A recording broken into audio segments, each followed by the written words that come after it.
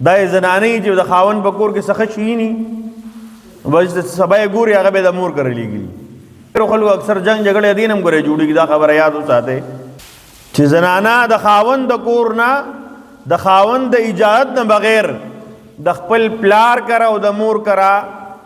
وړل کوي لیګل کوي د خاوند د کور نه د خپل مور پلار کور ساتل نه دی پکار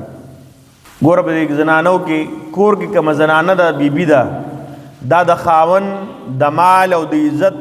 امانتدار ده د ذمہ دار ده دا به د خاوند مال او د خاوند د عزت خیال ساتي د خاوند د بچو داغه د مال داغه د عزت په خیال ساتي اوس داخله د خاوند بچی ضایع کوي اگر د आवाज د خاوند نه دی د قدیم دی خو بیام دا ذمہ دار دی خبره د چې خاوند د کور نه بار دی داغه کور کې سامانت پروت دی یا په کور کې پیسې پرتی دي یا داغه بچی دي یا نور غلط نور چیزونه دي زموږ د خلکو ډېرو خلکو اکثر جنگ جګړې دین هم ګورې جوړېږي دا خبره یاد وساتئ چې زنانه د خاوند د کور نه د خاوند د اجازت نه بغیر د خپل پلار کرا او د مور کرا وړل کوي لیګل کوي دا چې خلکی دا زنانې چې د خاوند په کور کې څه شي ني بس سبا یې ګوري هغه به د مور کړی لګي ته به هغه څه شو یاره خو نه ماغه د خور لک پکارو اوسته مې هغې له ولېږو تا تپوس نه کوي د خاوند نه چې ستا په دې مال کې زه تصرف کولی شم که نه شم کولی دا رور له دا پلانکي څیز لېږم دا خور له لېږم دا پلار له لېږم دا مور له لېږم نو آیا ولېږم که نه که د خاوند استطاعت وي وسې کېږي تپوس هم دې پکار دی خو که وسې نه کېږي غریب ځان له کمزورې دی نو بیا د هغه کمزورۍ ته کتل پکار دي د خاوند د کور نه د خپل مور پلار کور ساتل نه دي پکار بعض خلک داسي بدبخت دي نو اکثر دی وجه نه کور نه روان شي یاره زموږ د کور نه هر شی چلیږي د خپل مور کرایلیږي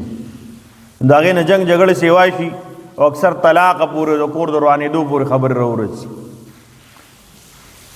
دقه رنګې د ښځې عزت دا د خاوند امانت دی ښځې له پکار دي د خپل عزت خیال وساتي د خاوند امانت دی دا چېرته په دې کې خیانت ونه کړي په وړو وړو خبرو باندې د خپل عزت جنازه ایستل نه دي پکار بلکې په ډېرو غټو غټو خبرو هم ایستل نه دي پکار تر دې پورې ډاکټر لذي دا مجبوري ده ډاکټر تشخیص کوي د علاج د پاره چیک اپ کوي نو تر مناسب خدا دا لومبه شریعت معتاد دا وي چې زنانه ډاکټر موجود بیا زنانه ډاکټر لتل پکاري د معدې د ګردې د بلډ پریشر د شوګر یا د نورو مسلو د پاره زنانه ځینو اول د ډاکټر زنانه وګوري چې هغې له لاړه شي بیا که بالفرض ډاکټر زنانه نشته او نارینه دی نو بیا سره پکاره چې خپل خاوند سره موجود وي او دویمه خبره دا ده چې زنانه به بیا حتی تلوسه کوشش کوي چې څومره مناسب وي هغه ته د علاج دپاره د هغې نه سوا بې پردګي به نه کوي بهرحال عرض مې دا کوم محترمو دا د یو بل سره امانتونه زما او ستا موجود دي تر دې پورې راځي د کور ذمہ داره دا زنانه ده دا مشر دی دا پلار دی د کلی ذمہ دار د کلی مشر دی هر کس دا ذمہ دار دی حدیث مبارک کې راځي که نه الا کلکم راع وکلکم مسئول عن رعیته خبردار تاسو کې هر یو کس نگهبان دی او ذمہ دار دی هر چا نه به د خپل ماتخت باره کې تپوس خامخا کېږي د هر څه تپوس به کېږي تر دې پورې زه امام یم به حیثیت امام زمانه به د مقتدي تپوس کېږي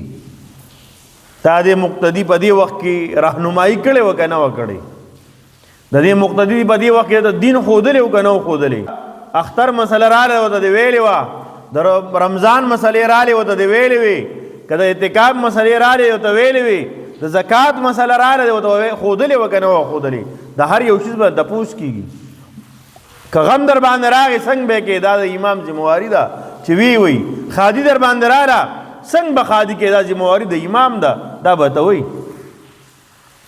فهر موقع باندې دا به ستا رهنمایي ستا رهبر وي تا ته به لار ښیي. نو محترم عارض مې دا کو چې حدیث مبارک کې راځي یو د منافق خصلت دا دی چې دی به چې کله ورسره امانت کې دی دی په امانت کې خیانت کوي.